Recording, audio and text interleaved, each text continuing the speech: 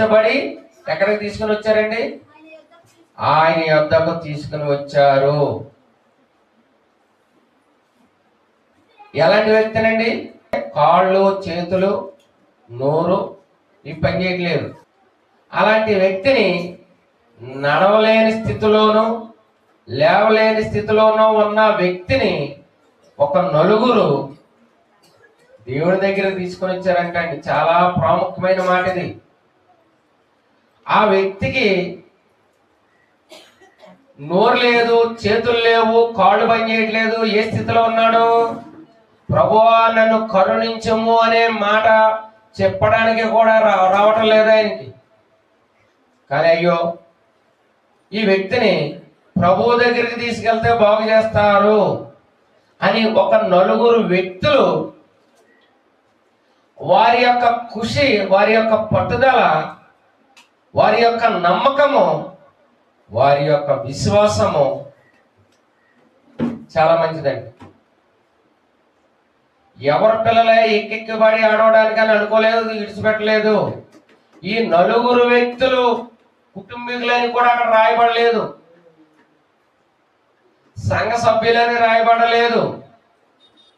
కానీ వీరి గురించి మనం చదివినప్పుడు ఈ నలుగురు వ్యక్తులు ఒక్క మాట మీద ఏదో రకంగా ప్రభు దగ్గరికి తీసుకెళ్తే ఈ వ్యక్తి బాగుపడతాడు. ఎంత విశ్వాసం అండి! వారి యొక్క కృషి, వారి యొక్క పట్టుదల, వారి యొక్క విశ్వాసము ఎలాంటిదండి? అయ్యో ప్రభువా నన్ను కరుణించు అని చెప్పడానికి కూడా ఆయనకి మాట రాలేదు. ఈ వ్యక్తిని ఎలాగ తెచ్చారంట? మంచం మీద పడుకోబెట్టి తీసుకొచ్చారంట దేవుడు ఉండే స్థలానికి.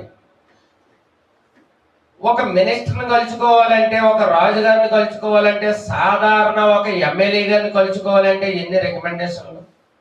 ఒక డాక్టర్ దగ్గరికి కలుసుకోవాలంటే ఒక లెక్క ఉంటుంది. అలాంటిది ప్రభువుని కలుసుకోవడానికి ఒక నలుగురు వ్యక్తులు తీసుకొని వచ్చారంటే అక్కడ దాకా వచ్చారు. మరి అక్కడ జన సమూహం ఉన్నారు.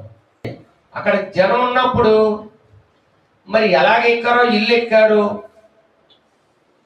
ఆ ఇంటి మీద పెంకులు ఓడదీశారు, క్లియర్గా ఉందండి. ఆ పెంకులు ఓడదీసి మరి అవన్నీ ఎలా పీకరో తెల్లగాని మంచాన్ని ఎక్కడికి దింపారండి? పరుపుతోనే దేవుడు ఉండే స్థలానికి దింపారు. దేవునికి స్తోత్రం కలుగును గాక. అంటే వారికి ఉన్న విశ్వాసం. అందుకనే ప్రభు ఏమంటాడంటే,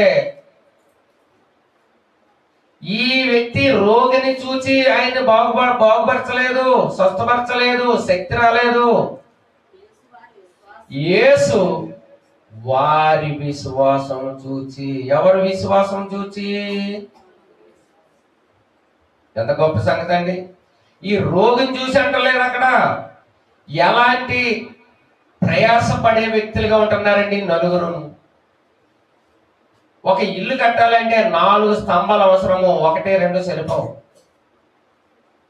ఒక నిట్రాట్ లాంటిది ఒక దేవుడు సేవకుడు అనుకోండి, ఆయన ఒక్కడితోటే నడవదు. ఏం కావాలి? నలుగురు కావాలి. నలుగురు 4 మూలలో ఉన్నట్లయితే దాని యొక్క బలం వేరు. ఎంత వాక్యం వింటున్నారు, ఎంత వాక్యమో మీరు అవలంబిస్తున్నారు, దాని ప్రకారం జీవించినట్లయితే ఎన్నో మేలులు. నలుగురు వ్యక్తులు పచ్చివాయగల వాడిని ప్రభువు దగ్గరికి తీసుకొచ్చినప్పుడు, ప్రభు వారి మీద ఆధారపడినప్పుడు, ప్రభు వారిని ఆశ్రయించినప్పుడు, ప్రభువారు ఉండే స్థలానికి దానికి ముందు ఎంత ప్రయాసపడ్డాడో అదంతా తెలుసు దేవుడికి. మన నడక, మన పడక, మనం మాట్లాడక ముందే దేవునికి తెలుసు. ఆయన మాటలో శక్తి ఉంది, ఆయన వస్త్రంలో శక్తి ఉంది. ప్రార్థన చేసినప్పుడు శక్తిని పొందారు. ఈ వ్యక్తి అయితే ప్రభువారి దగ్గరికి తీసుకొని వచ్చినప్పుడు వారి విశ్వాసము చూచి, నా కుమారుడా నీ పాపములు క్షమించబడి ఉన్నవి. దేవుడు మన పాపములను క్షమించే దేవుడు. మనము రక్షించబడి, మనము విశ్వాసం ఉంచి ఒక నలుగురు కలిసి ఒక్క వ్యక్తిని ఎరగని వ్యక్తిని దేవుని సన్నిధికి తీసుకుని వచ్చినట్లయితే దేవునికి అసాధ్యమైనది ఏమైనా ఉందండి? నమ్ముంటే నీ వంతు అయితే నమ్మువారికి సమస్తమును సాధ్యమే. నా కుమారుడా, నీ పాపములు క్షమించబడినవి అని ఆయనతో చెప్పగానే అక్కడ శాస్త్రులు పరిచయాలు కొంత సంభాషణ జరిగింది. ఇంకా ముందుకు చదివినప్పుడు ఆయన పరుపెత్తుకుని నడిచాడంట. నా కుమారుడా, నీ పాపములు క్షమించబడినవి చెప్పగానే వెంటనే ఆయనలోనికి ఏమొచ్చిందండి?